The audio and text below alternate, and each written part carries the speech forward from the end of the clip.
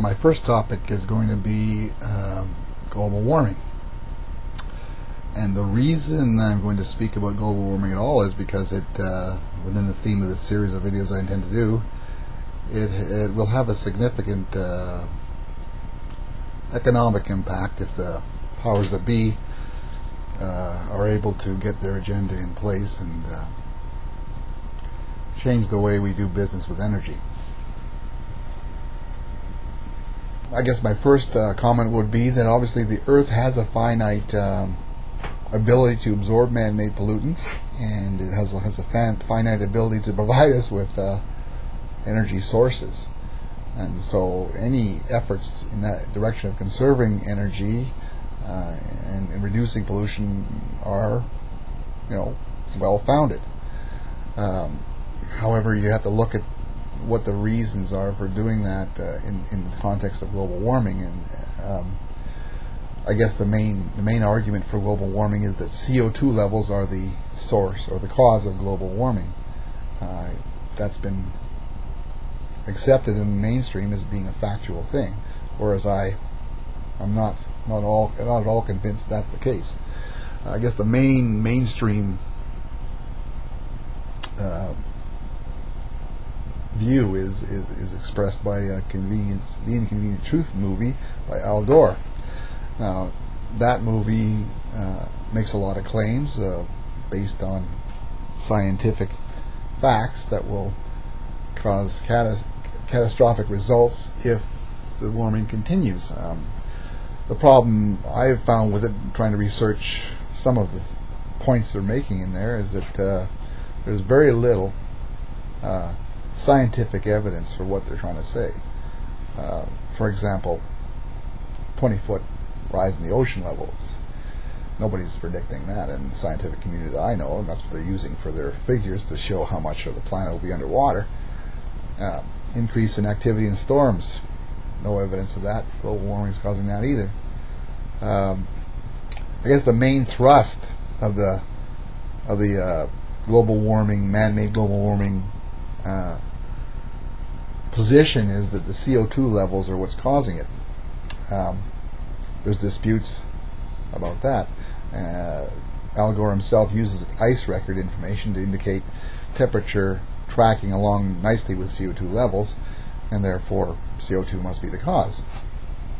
In my view, that's kind of like saying smoke causes fire, because I'm sure if you could somehow go back in history and measure the amount of smoke in the air and the number of fires that were going, you'd probably say, oh, look, smoke was higher when the fires were more, so therefore you can assume smoke causes fire.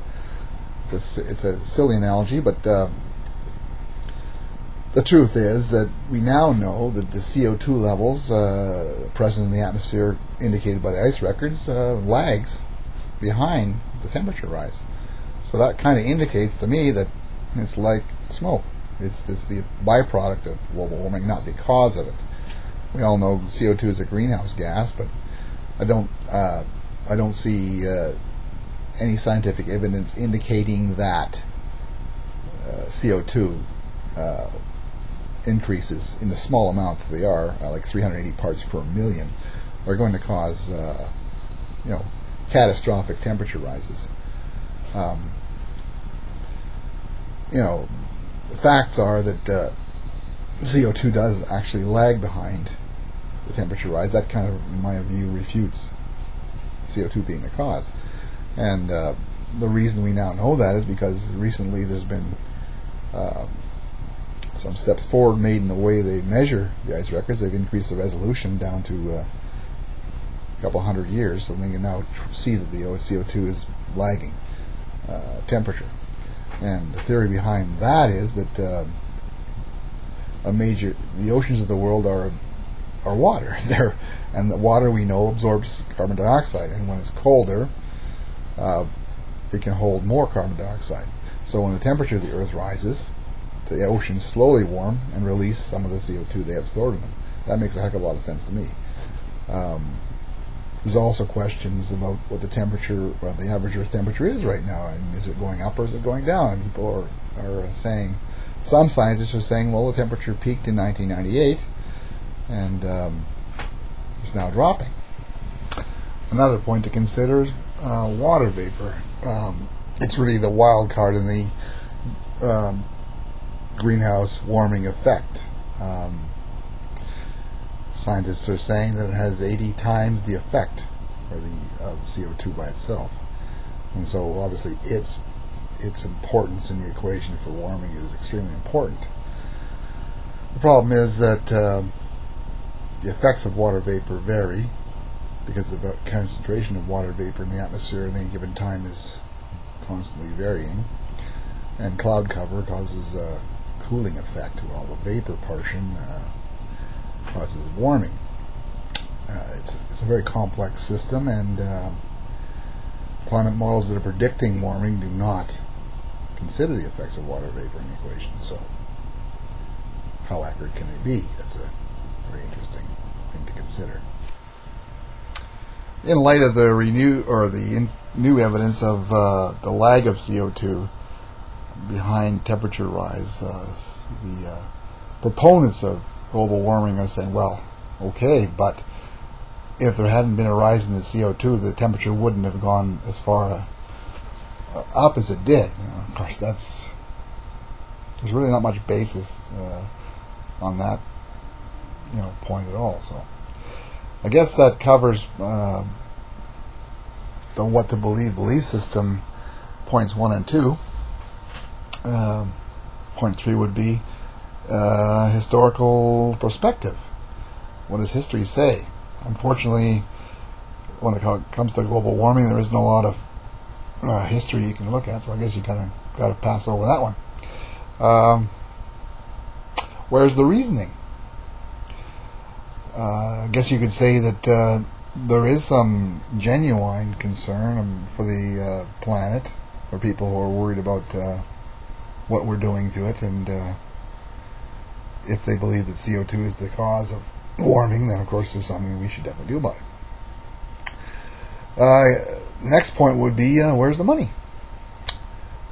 Pretty much universally, the proposed solution to global warming is some form of taxation on energy. Kyoto, cap and trade in the United States, carbon taxes, global carbon taxes. Proponents of this idea are claiming that it would be a revenue neutral stream that would fund alternate sources of energy or methods of reducing greenhouse gas emissions. Who would control that? The government or the global government.